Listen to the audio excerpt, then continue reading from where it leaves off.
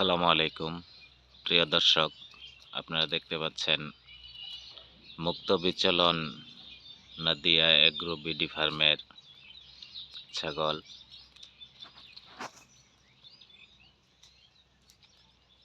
অনেকটাই বৈরী আবহাওয়ার মধ্যে তারা তাদের খাবার সংগ্রহ করছে। প্রাকৃতিক উপায়ে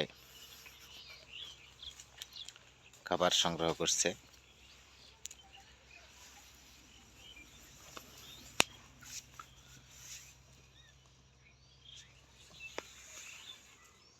আপনারা যারা ছাগলের খামার করতে আগ্রহী,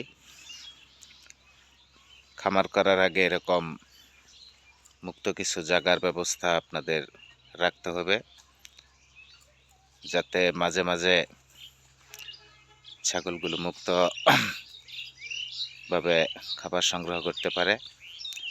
এতে করে ছাগলের যে ছোটাছুটি ব্যায়াম হয় এবং স্বাচ্ছন্দ্যে ছাড়া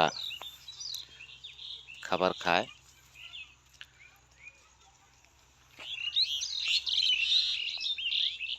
উন্নত ক্রস জাতের ছাগল দিয়ে যদি আপনারা খামার শুরু করেন, তাহলে আশা করি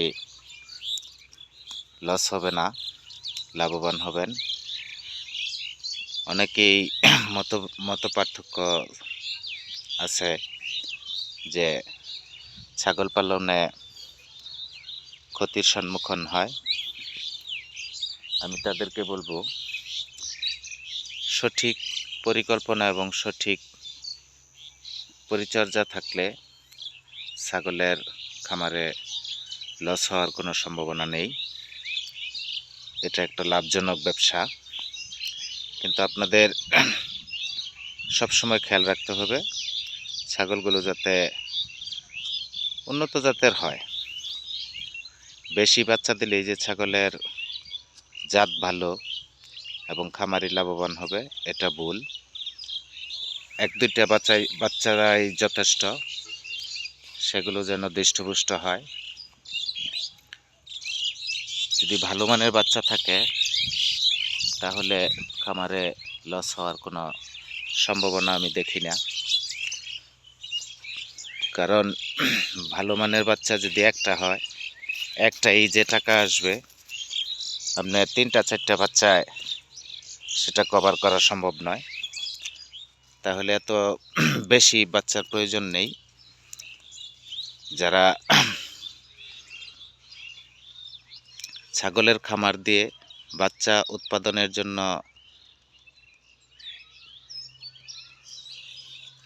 ভালো জাতের ছাগল সংগ্রহ করতে হবে।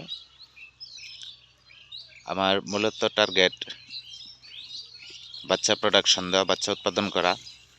এই জন্য আমি উন্নত জাতের ভালো মানের ছাগলগুলো সংগ্রহ করছি, যাতে আমার খামারটাও ভালো থাকে এবং এই খামারে যে বাচ্চাগুলো আসবে সে বাচ্চাগুলো খুব বড়সড় হবে।